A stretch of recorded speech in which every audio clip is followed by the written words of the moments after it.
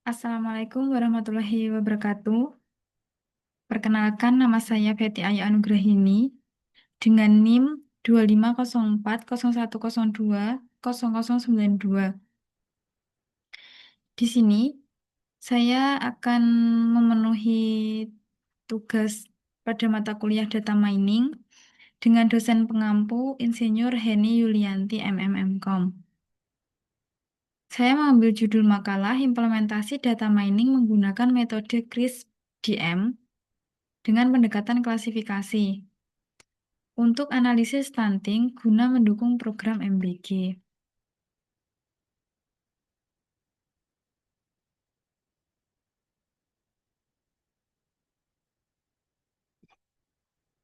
Pada masalah stunting, sampai saat ini masih menjadi salah satu isu kesehatan paling serius di Indonesia. Stunting bukan hanya masalah anak pendek, tetapi merupakan indikator kekurangan gizi kronis yang dampaknya sangat panjang hingga dewasa, termasuk penurunan kecerdasan, produktivitas, dan risiko penyakit. Alasan stunting sendiri sulit diatasi adalah karena penyebabnya sangat kompleks. Tidak hanya soal makanan yang kurang, tetapi juga meliputi pola asuh orang tua, sanitasi yang buruk, serta kurangnya edukasi gizi dan minimnya akses terhadap fasilitas kesehatan. Penyimpangan gizi kecil yang terjadi sejak masa kehamilan saja sudah dapat mempengaruhi pertumbuhan anak hingga usia 2 tahun. Inilah yang disebut masa periode 1000 hari pertama di dalam kehidupan, yaitu masa emas perkembangan atau Golden Age. Pemerintah sudah mengeluarkan banyak program dan kebijakan. Salah satunya yang terbaru adalah MBG, Program Makanan Bergizi Gratis. Program ini bertujuan meningkatkan kecukupan gizi anak dengan memberikan makanan langsung kepada kelompok beresiko. Namun, tantangannya adalah bagaimana sih cara menentukan siapa saja yang benar-benar berisiko stunting. Disinilah data kesehatan berperan besar. Indonesia sebenarnya memiliki data yang sangat banyak dari Posyandu, Puskesmas, dan Dinas Kesehatan. Namun, data yang besar ini tidak otomatis menghasilkan informasi jika tidak dianalisis lebih lanjut. Maka, muncul kebutuhan untuk memakai teknologi. Salah satunya yaitu data mining, yaitu teknik untuk menggali pola dari data yang besar. Melalui data mining ini, kita dapat melihat pola dan hubungan yang tidak disadari sebelumnya. Lalu metode CRISP-DM, CRISP-DM digunakan untuk memastikan seluruh tahapan analisis dilakukan secara sistematis. Yang terakhir, di sini saya menggunakan teknik klasifikasi. Teknik ini saya pilih karena tujuannya itu untuk mengelompokkan anak balita ke dalam kategori stunting atau tidak stunting. Lalu untuk rumusan masalahnya. Untuk rumusan masalahnya sendiri ada 4. Yang pertama, bagaimana si data mining dapat digunakan untuk menganalisis resiko stunting. Dan yang kedua, bagaimana penerapan metode CRISP-DM, CRISP-DM dalam pengolahan data stunting itu sendiri. Yang ketiga, mengapa metode klasifikasi te- tepat untuk menentukan kategori risiko stunting. Dan yang terakhir, bagaimana hasil analisis mendukung program MBG. Lalu, untuk tujuan penelitian. Yang pertama, menjelaskan konsep data mining dalam bidang kesehatan. Dan yang kedua, menguraikan tahapan CRISP-DM, CRISP-DM untuk analisis data stunting. Dan yang ketiga, menerapkan algoritma klasifikasi. Saya di sini menggunakan 2 algoritma, yaitu algoritma Naive Bayes dan KNN. Untuk prediksi stunting. Dan yang terakhir, yaitu memberikan dasar pengambilan keputusan untuk program MBG supaya tepat sasaran.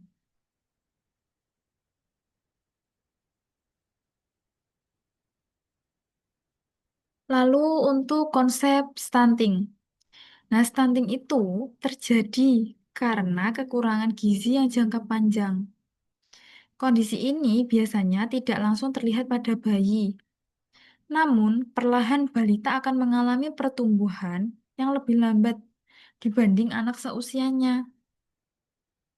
Dampaknya itu sangat serius, seperti penurunan kemampuan belajar, lambat dalam stimulasi, imunitas tubuh yang lemah, resiko diabetes dan penyakit kronis saat dewasa, serta menurunnya produktivitas tenaga kerja di masa yang akan datang. Faktor penyebabnya itu saling berkaitan satu sama lain, seperti gizi buruk, asupan makanan tidak cukup kualitas maupun kuantitas, kesehatan lingkungan yang buruk, seperti air kotor, sanitasi tidak layak, yang akan memicu penyakit infeksi. Dan yang ketiga adalah pendidikan dan pengetahuan orang tua itu yang rendah, seperti salah pola asuh. Dan yang keempat, akses layanan kesehatan itu sulit, seperti di daerah pedalaman atau di daerah tertentu. Lalu yang terakhir, ekonomi keluarganya itu rendah atau sulit, yang dimana membuat keluarga itu tidak mampu menyediakan makanan yang bergizi untuk balita tersebut. Oleh karena itu, stunting itu masalah multidimensi dan perlu dianalisis yang lebih dalam menggunakan pendekatan data.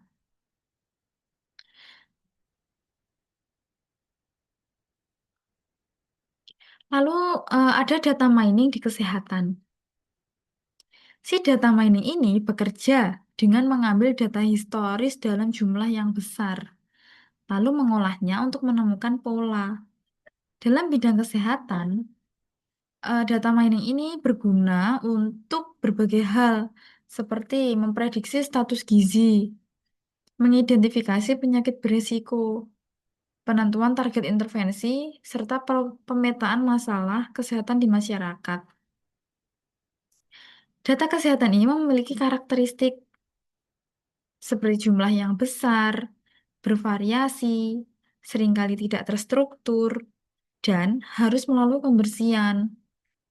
Dengan data mining, tenaga kesehatan ini tidak hanya melihat data sebagai angka saja, tetapi dapat menemukan hubungan yang sangat penting. Misalnya, ternyata balita dengan riwayat penyakit tertentu itu lebih berisiko stunting, serta gizi buruk itu cenderung terjadi pada keluarga tertentu, sama faktor umum, umur, dan tinggi badan membentuk pola khusus. Semua ini hanya bisa terlihat dengan proses analitik yang komprehensif.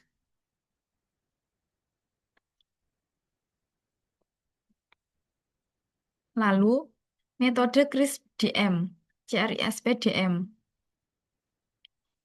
Metode ini itu digunakan sebagai standar tahapan dalam melakukan analisis data mining. Ada 6 tahapan dalam metode ini. Yang pertama adalah business understanding. Pada tahapan ini, si peneliti menentukan apa sih tujuan utama analisis. Dalam makalah saya, ini mengidentifikasi si balita yang berisiko stunting untuk mendukung program makanan bergizi gratis. Dan yang kedua adalah data understanding. Data yang mengumpulkan dataset, yang memahami atribut, serta melihat apakah ada kekurangan data. Data stunting ini biasanya berisi antropometri, berat sama tinggi, serta status gizi dan riwayat penyakit. Lalu data preparation. Data ini yang disaring ulang, data yang kosong dibuang, serta atribut ini diubah menjadi numerik atau angka. Nah, data ini dipersiapkan supaya si algoritma itu bisa membaca dengan baik. Lalu yang keempat adalah modeling. Algoritma klasifikasi yang saya pakai itu ada dua. Yang pertama itu adalah naive Bayes, dan yang kedua itu KNN, K nearest neighbor. Nah, tujuannya untuk menentukan apakah si balita itu stunting atau tidak stunting. Yang kelima adalah evaluasi. Si model diuji dengan data testing. Akurasi ini diperoleh 85%, yang tergolong cukup tinggi untuk klasifikasi sederhana. Lalu yang terakhir adalah deployment. Deployment ini lebih ke hasil analisis yang dipakai untuk menentukan anak mana yang perlu intervensi gizi yang lebih cepat daripada anak yang lain. Lalu sebelum membahas ke slide sebelumnya, saya ingin membahas tentang konsep yang saya pakai, yaitu konsep klasifikasi. Si klasifikasi adalah teknik dalam data mining yang memasukkan data ke dalam kelas tertentu. Dalam kasus stunting, kelasnya itu harus jelas, seperti stunting dan tidak stunting. Alasan klasifikasi ini dipakai, yaitu ya sesuai dengan tujuan penelitian yang membutuhkan prediksi status. Statusnya gimana sih, stunting apa enggak, gitu. Lalu mampu memberikan hasil cepat dan terukur, serta mudah diterapkan pada data antropometri. Sebelumnya saya juga sudah membahas, saya menggunakan dua algoritma, yaitu naive Bayes dan KNN. Nah, alasan saya itu menggunakan keduanya itu yang pertama, miliknya naive Bayes. Nah, si naive Bayes ini cocok untuk data sederhana dan kategorikal. Lalu si KNN saya pilih ya karena dapat membandingkan kedekatan antar data.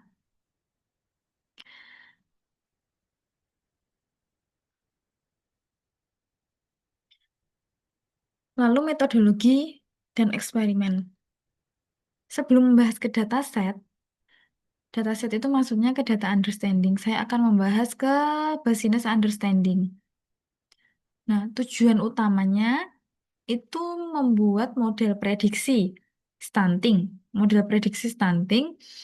untuk membantu pemerintah menentukan sasaran program MBG nanti dengan mengetahui siapa saja yang beresiko. Intervensi akan lebih efektif dan lebih efisien. Barulah membahas ke dataset, yaitu data understanding ini. Nah, m- dataset yang saya gunakan itu menggunakan penelitiannya Mariana et al. Pada tahun 2025 dengan dataset yang berjumlah 1.195 data balita yang memuat atau atributnya adalah umur, berat badan, tinggi badan, status gizi, riwayat penyakit, serta status stunting. Tahapan ini penting untuk mencari pola di awal. Apakah si balita yang stunting ini cenderung memiliki status gizi buruk? Atau apakah riwayat penyakitnya nanti akan meningkatkan sebuah resiko? Seperti itu. Lalu data preparation atau pembersihan. Data itu kemudian dibersihkan dari tiga hal. Data kosong, data tidak valid, serta duplikat atau duplikasi data. Si atribut kategori ini diubah menjadi angka supaya ya bisa dihitung oleh model. Dataset ini dibagi menjadi dua. Yang pertama adalah training. Training ini sebesar 80%. Dan yang kedua adalah testing sebesar 20%. Gunanya untuk memastikan si model ini diuji dengan data yang belum pernah dilihat sebelumnya. Membahas ke modeling. Seperti yang saya bahas sebelumnya, saya menggunakan dua klasifikasi algoritma. Ada naive Bayes sama KNN. Yang pertama kali akan saya bahas adalah milik naive Bayes. Naive Bayes ini metode probabilistik yang menghitung peluang suatu data masuk ke kelas tertentu. Dengan langkahnya, menghitung peluang tiap kelas stunting dengan tidak stunting. Dan yang kedua, menghitung peluang tiap atribut terhadap kelas. Dan yang ketiga adalah mengkalikan untuk menentukan kelas mana yang lebih besar probabilitasnya. Seperti contoh hasil akhirnya. Hasil akhirnya itu data baru diklasifikasikan sebagai stunting karena probabilitasnya lebih tinggi. Dan yang kedua, KNN. K nearest neighbor. Nah, KNN ini melihat kedekatan data baru dengan data yang lama. Misal contoh gini, saya memiliki 3 data. Data itu saya masukkan sebagai K. K sama dengan 3, data sama dengan 3. Yang 2 stunting, yang satu tidak stunting. Maka, jika mengikuti hasil dari KNN, ya hasilnya stunting, karena yang 2 ini tadi stunting. Alasannya memilih itu karena biasanya sering menghasilkan performa yang terbaik menurut penelitian-penelitian sebelumnya. Dan yang kelima adalah evaluasi, evaluation. Dari confusion matrix, akurasi model sebesar 85%. Ini berarti model itu cukup akurat untuk sebuah analisis kesehatan dasar. Falsa negatifnya, si anak stunting tapi diprediksi tidak stunting. Itu sangat penting untuk diminimalkan karena berpengaruh terhadap penentuan intervensi. Dan yang terakhir dari model metode CRISP-DM, CRISP-DM itu adalah deployment atau hasil. Nah, model ini digunakan ya untuk mengidentifikasi balita dengan risiko tinggi, menentukan penerima program MBG siapa sih yang lebih tepat, anak mana sih yang lebih tepat yang menerima program ini, mendukung kebijakan kesehatan, serta memperbaiki strategi intervensi gizi. Dengan teknologi deployment ini, lebih ke tahapan ya, dengan tahapan ini, proses penentuan sasaran program itu menjadi lebih cepat dan berbasis data, bukan hanya perkiraan saja atau angan-angan. Kesimpulan yang dapat diambil dari makalah ini adalah si data mining ini efektif untuk analisis stunting atau sangat relevan lah. Terus metode CRISP-DM, CRISP-DM membantu proses analisis menjadi sistematis, memberikan workflow yang lebih rapi. Yang ketiga adalah algoritma naive Bayes. Yang saya pakai algoritmanya naive Bayes dan KNN. Itu terbukti mampu melakukan klasifikasi stunting dengan baik. Yang terakhir adalah hasil analisis. Hasil analisis ini dapat dimanfaatkan untuk program MBG agar si intervensinya lebih tepat sasaran. Lalu sarannya itu perlunya menambah jumlah atau variasi dataset agar akurasinya itu lebih tinggi. Dan yang kedua menggunakan algoritma lain, kayak saya kan menggunakannya KNNK sama Naive Bayes. Nah ini ada beberapa algoritma yang lain seperti Random Forest sama SVM sebagai perbandingan. Lalu yang ketiga adalah integrasi dengan sistem informasi kesehatan nasional.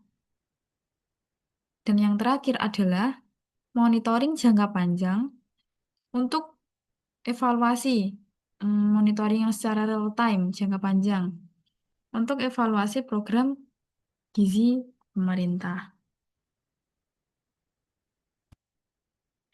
Itu saja yang bisa saya bahas dalam presentasi kali ini.